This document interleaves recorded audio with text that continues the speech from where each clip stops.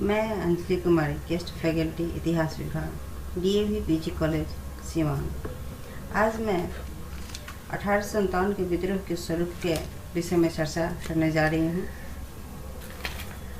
वर्ष 1857 का विद्रोह शताब्दियों से शोषित, प्रताड़ित एवं उपेक्षित भारतीय जनसमूह की स्वतंत्रता प्राप्ति की तीव्र उत्कंठा का प्रतीक है।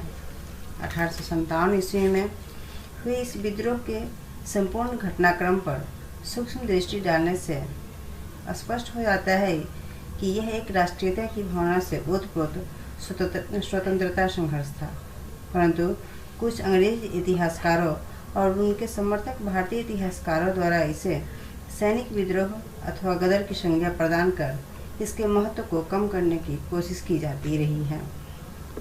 1857 ईस्वी के विद्रोह के स्वरूप के संबंध में कई विचारधाराएं प्रचलित हैं। साम्राज्यवादी विचारधारा के अनुसार यह विद्रोह कुछ त्रुटियों का परिणाम था, जिन्हें दूर कर साम्राज्य की जड़ें मजबूत हो सकती थीं। राष्ट्रवादी विचारधारा के समर्थकों ने इसे प्रथम राष्ट्रीय स्वतंत्रता संघर्ष की संज्ञा दी। एक अन्य विचारधारा मार्क्सवादी इतिहासकारों की भी है, जिन्होंने इसे सैनिकों तथा किसानों का प्रजातांत्रिक गठजोड़ माना है, जो सामंतवादी तथा उपनिवेशवादी ताकतों के विरुद्ध लड़ा गया। वस्तुतः 1857 के विद्रोह के वास्तविक स्वरूप क्या थे, इस तथ्य को इन विचारधाराओं के समीक्षा के उपरांत स्पष्ट किया जा सकता है। साम्राज्यवादी विचारकों में लॉरेंस तथा Seeley, E.R. Rees, T.R. Holmes, Outram, Taylor तथा मेडली प्रमुख हैं।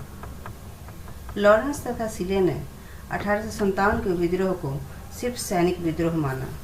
उनके अनुसार इसमें न तो कोई स्थानीय नेतृत्व था, न देशभक्ति जैसी कोई बात थी, न ही इसे जनसाधारण का समर्थन प्राप्त था। उन्हीं रियासतों ने इसमें सहयोग दिया जो कि डलहौजी की नीतियों के कारण नाराज थे। परंतु 1857 के विद्रोह को मात्र सैन्य विद्रोह कहना सर्वथा अनुचित है। सही है कि विद्रोह का प्रारंभ सैनिकों ने किया, लेकिन सभी स्थानों पर यह विद्रोह सेना तक सीमित नहीं रहा और न ही सभी सेना ने इस विद्रोह में भाग लिया। विद्रोह में कहीं कहीं सैनिकों से ज़्यादा असैनिक तत्व भी शामिल थे। जैसा कि मेरठ से उठी क्रांति की लहर ने 2 दिनों के भीतर ही दिल्ली को भी अपनी चपेट में ले लिया। वस्तुतः विद्रोह में ग्रामीण और शहरी जनता सम्मिलित थी। हाँ, क्रांति की शुरुआत सैनिकों ने अवश्य की थी। इसी तरह E.R. रीज का मानना है कि यह ईसाइयों के विरुद्ध एक धर्म युद्ध था, परंतु इस विचार से भी सहमत नहीं हुआ जा सकता। विद्रोह के कारणों में एक तत्व धार्मिक अवश्य था, परंतु इस बात का कोई प्रमाण नहीं मिलता कि ईसाई धर्म के विरुद्ध विद्रोह किया गया। उल्लेखनीय है कि इस विद्रोह में अनेक हिंदू तथा मुसलमानों ने अंग्रेजों का साथ दिया था।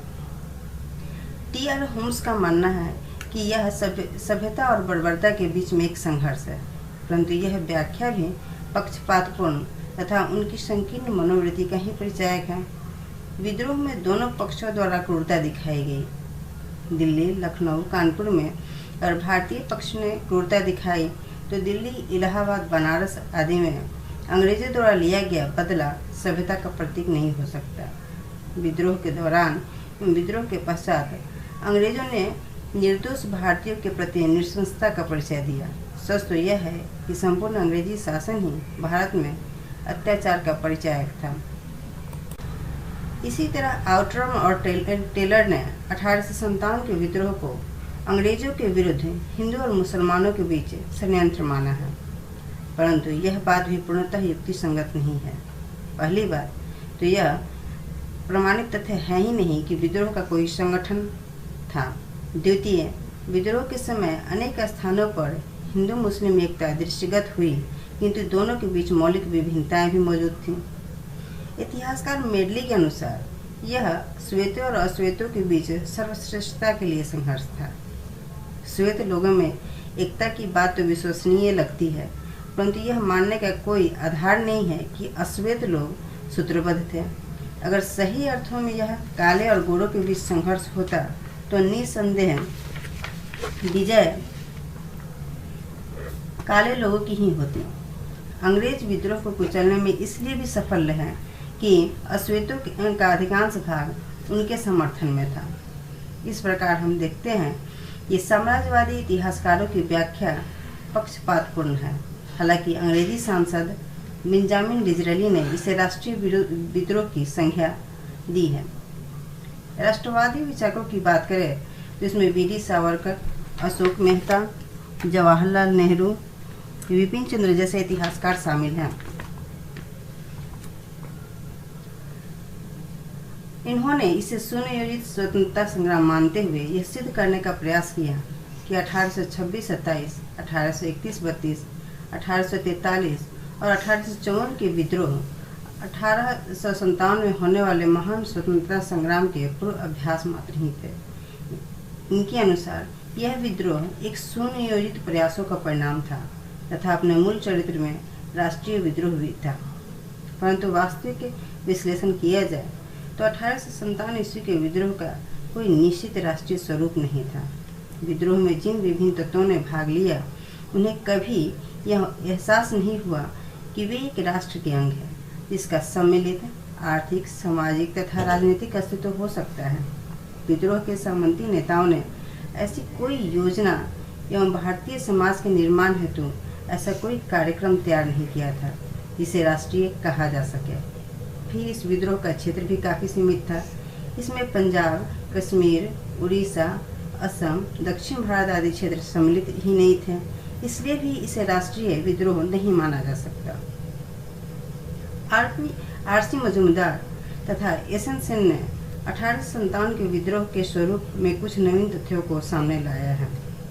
दोनों इतिहासकार इस बात से सहमत हैं कि विद्रोह न तो सुनियोजित था, न ही राष्ट्रीयता की भावना से प्रेरित था, बल्कि विद्रोह अचानक ही प्रारंभ हुआ। लेकिन मजूमदार जहाँ इसे भारतीय स्वतंत्रता का संग्राम मानने से इनकार करते हैं, वहीं डॉक्टर सेन ने इसे राष्ट्रीयता के अभाव में भारतीय स्वतंत्रता का संग्राम की संज्ञा दी है। Doctor RC. मजूमदार का यह कहना कि तथाकथित 1857 का प्रथम राष्ट्रीय स्वतंत्रता संग्राम न तो प्रथम था, न ही राष्ट्रीय था और न ही स्वतंत्रता संग्राम था, पर यह अतिशयोक्तिपूर्ण लगता है और सत्यता से परे लगता है। उनका कहना है कि 19वीं सदी के उत्तरार्ध में राष्ट्रीयता की भावना का पूर्ण रूप से विकास नहीं हो पाया था। भारत केवल एक भौगोलिक क्षेत्र था जिसमें विभिन्न क्षेत्रों में रहने वाले लोगों की पहचान अपने क्षेत्र से ही होती थी। विद्रोह का कोई राष्ट्रीय नेता नहीं था तथा सभी लोग अपने अपने उद्देश्य के लिए लड़ रहे थे। बहादुर शाह जफर, लक्ष्मीबाई, नाना साहब, कुंवर सिंह आदि नेताओं के अपने व्यक्तिगत स्वार्थ थे, अतः यह राष्ट्रीय स्वतंत्रता संग्राम नहीं था। विद्रोह ने विभिन्न क्षेत्रों में विभिन्न स्वरूप धारण किए। पंजाब और मध्य प्रदेश में यह केवल सैनिक विद्रोह था। उत्तर प्रदेश के कुछ भागों तथा पश्चिमी बिहार में सैनिकों के विद्रोह के पश्चात सर्वसाधारण का विद्रोह हो गया। राजस्थान तथा महाराष्ट्र में यद्यपि जनता की सहानुभूति विद्रोहियों के साथ थी, परंतु इसकी प्रत्यक्ष हिस्सेदारी नहीं थी। परंतु मजूमदार यहाँ इस बात पर विशेष जोर देते हैं कि आरंभ में इसका स्वरूप चाहे जो भी रहा हो, यह ब्रिटिश सत्ता के प्रतिरोध का प्रतीक अवश्य बन गया। इसने कालांतर में भारतीय राष्ट्रीयता के उत्थान में आदर्श का काम किया, अर्थात इस विद्रोह का राष्ट्रीय महत्व अप्रत्यक्ष था। Doctor SN. सेन ने 1857 के विद्रोह को राष्ट्रीय विद्रोह न मानते हुए इसे स्वतंत्रता संग्राम माना है। उनके अनुसार विद्रोह में सैन्य तथा असैन्य तत्वों के भाग लेने से विद्रोह ने स्वतंत्रता संग्राम का स्वरूप धारण कर लिया। मार्क्सवादी व्याख्या के अनुसार 1857 का विद्रोह सैनिक तथा कृषकों का प्रजातांत्रिक गठजोड़ था, जो विदेशी तथा सामंतशाही दासता से मुक्ति पाना चाहता था। इसकी असफलता का मुख्य कारण सामंतवादी विश्वासघात ही था, परंतु यह व्याख्या भी सत्य से परे है। इसे विद्रोह के पीछे कोई आदर्शवाद अथवा कोई कार्यक्रम नहीं था। इस प्रकार हम कह सकते हैं कि 1857 ईस्वी के विद्रोह के स्वरूप के आरंभ में कई विचारधाराएं प्रस्तुत हैं। विद्रोह के स्वरूप का यदि वस्तुनिष्ठ मूल्यांकन किया जाए तो यह कहा जा सकता है कि विद्रोह वास्तविक स्वरूप में पारंपरिक विद्रोह की श्रृंखला ही थी, उसी की एक कड़ी भी थी।